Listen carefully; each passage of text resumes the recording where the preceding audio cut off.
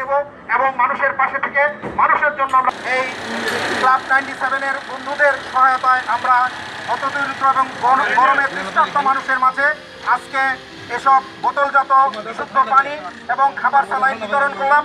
প্রায় 5 শতাধিক মানুষের মাঝে এসব বিতরণ কার্যক্রম এই খাবার পানি বিতরণের মাধ্যমে আমরা চাই যে গরম থেকে মানুষ একটু হলেও তারা স্বস্তি মিলবে। সাহায্য করার জন্য আজকে এই তাপদাহে আমরা যদি অল্প কিছু মানুষকেও যে ফ্রিজ এই পানি পান করাতে পেরেছি এবং এই গরমের ভিতরে একটু প্রশান্তি দিতে পেরেছি, এটাই আমাদের সার্থকতা।